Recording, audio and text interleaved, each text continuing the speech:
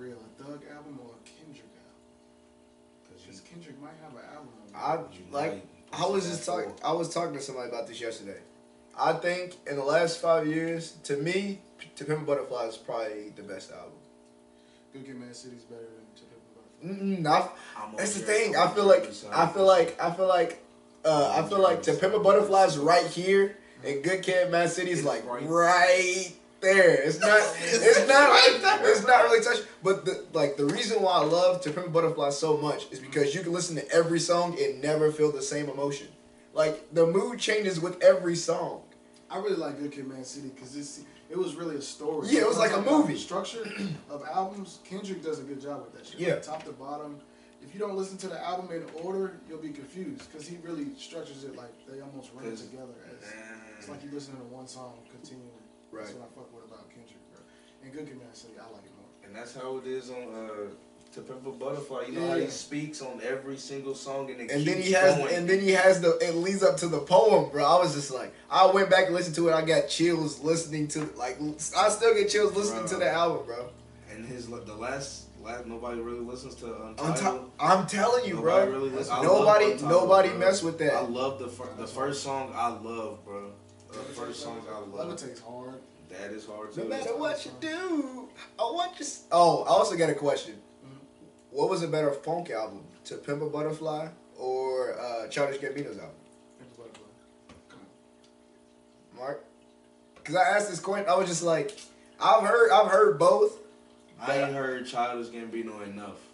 I haven't heard that new album enough to really compare, bro. I done heard To Pimp a Butterfly so much that shit dumps to me. What's it like? 3 years, 2 years, 3 years later? And I'm still messing with it, but. About this new Kendrick album, man, I don't know what to expect because I ain't really heard a verse or anything from Kendrick to know where he's gonna be at or what he's gonna be rapping about. Because he ain't safe like Drake. Well, not even about being safe. Is he gonna be like what J. Cole did and just like drop like a teaser that's dope where he's just dissing all the new people or whatever? Yeah. And then just like drop an album that's like. People aren't really messing with it at first. But people weren't really messing with it To Pimp a Butterfly. I don't think he's on that. I think he's full-fledged in go mode, bro. Yeah. Three albums, it's your first album where you end the game. Like, you don't drop. This dude did a future move. Go ahead, though. Yeah, like, 3 albums is when you, like, really in. Because the first one is your debut. The second one, you just really showing that you can follow up with another one. He showed his ass. The third one, you're already in. So you're free to do whatever the fuck you want. And he did a future move. He deleted everything off his Instagram. Yeah, and then he posted the 4. Like, I don't know. Everybody's in go mode, bro. Everybody's in go mode right now. Trust me. I pray that I can have the juice like that one day where I can post a Roman numeral on my fucking Instagram. Yeah, and niggas go crazy. I just want the juice like that for one day. Because one thing. He probably just be like. He probably didn't even post it. He probably had another nigga post it. He probably didn't even looked on anything. But that's how cold. I feel like that's how much influence Kendrick and his music has, bro. Like, you know who I think is the most influential artist of this new generation? Who? T-Pain. Oh no! Here's what I gotta say about T-Pain. We took T-Pain for granted, bro. I'm telling you. T-Pain is so musically talented, bro. But it's just like he was doing auto-tune and everybody just stopped giving a fuck about it. T-Pain influenced everybody that's out right now. He at one time was on everybody's fucking song with that auto-tune slapping shit. He was singing, bro. Yes. That sing rap shit, T-Pain created that, bro. Bro, dude was really gifted. People really took him for granted. That's exactly. I was on Twitter talking about. Could you imagine a comeback album? Oh Akon God. and T-Pain, a collab album. Gosh. How would that sound, bro? I don't think in 2017 people really mess with it. Have some features. I would mess with it. I don't know what the fuck. You know you gotta have some features. He gonna have features. They both gonna have features. Cause you know that nigga Andre gonna come out. Ah, man. You know he comes on everybody's shit. I'm gonna say this, and niggas might be mad. People overrate Andre 3000. I can see that. Any of these top rappers, if you drop in one verse a year, of course it's gonna be hard.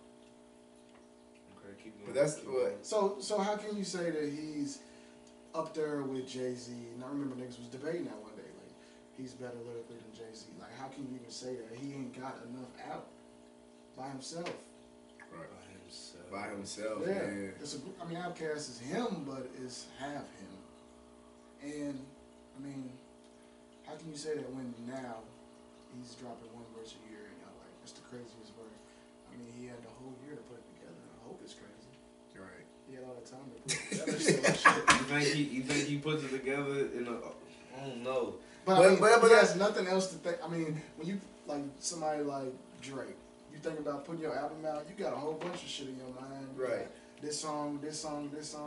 Andre just, hey, I need a verse. All right. Could you say the same thing for Hov though?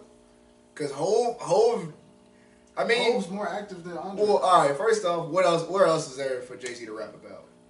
Like, if you were to put it, if Jay-Z were to put it, but all right, like with Magna Carta Holy Grail, he rapped about just like art and just stuff. Yeah, just stuff like that, like having a daughter, being a father, all that. But it's just like now, what could Jay-Z put out that would make people want to listen? I'll listen. Like, I mean, of course, off the top, everybody's gonna listen because it's Jay-Z. But still, once you get to that level, yeah, it's hard to that's what I'm saying. He's had so many albums. That's what I really think is hard for rappers. Once you get successful, like even like a rapper on like Drake's level or J. Cole's level right now, they get to that point where they've been in the game close to like, I don't know, about 10 years. It's about 10 years. Yeah, it's about 10. Where you've been famous for so long, right? how the fuck you gonna connect with regular people? Right. How are you gonna stay where you at? And Jay-Z been in the game for 20 years, bro. What? I mean, it's impossible, to be honest, for him to rap to relate to old niggas. I mean, young niggas. Yeah. His niggas that grew up with him may understand it, but even niggas that grew up then, he's so rich, he gonna be rapping about some shit that niggas don't even understand. What the fuck we talking about? Exactly. That's why it's hard, I think, to rate rappers when they've been in the game this long. So, hey, I saw something come up on Twitter this week. Should I save it? Should I talk about it now or should I save it for later? It had to do with Jay-Z. Y'all know what I'm talking about. The shit with Jay-Z and Drake. Oh, yeah. Save it. Talk about it now or I save it for later? It's not. It's light. It's light? It's light. Alright, so a question came up.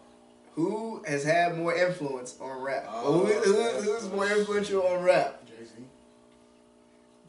I gotta say Hov. I said in the group message earlier in the week, I said Drake because I was listening to the album at the moment, so I was I was being cocky. You can't get caught up in the hype. At the same time, I feel like in the future, people will say that Drake influenced them, but as of right now, Jay-Z we got some influence. I mean, he does, but I mean, I just don't see it. I don't see many people rapping like. I mean, bro, Drake may have influenced niggas rapping a certain way on a song. But Jay-Z has influenced career. Yeah, you gotta think, bro. Like, is that okay? The shit with Rockefeller. Lil Wayne said Jay-Z is his influence in his whole career. He copied that nigga's album covers. He said he's always looked up to Jay-Z, bro. J. Cole always looked up to Jay-Z. But hold on. You can, alright, here's how I break it down. Jay-Z influenced Kanye. Kanye influences your Drakes, your J. Cole, like all of your rappers like that next like generation of rappers. Because I think it all started with like Kanye being a backpack rapper. Like that's how J. Cole got started. That's how Drake got started. That's how. Well, I can't say Kendrick. But who has copied Drake's wave besides maybe Tory Lanez? Yeah, I was just gonna say just Tory Lanez. That's one person. That's it. He's dropped one album. Just as OVO niggas. That's it. Exactly. Nobody else. And they're not really eating that much. I mean, they not at all. So easy Jay-Z to me. Drake got a long time ahead of him. Drake been in the game a lot longer, so Drake got time.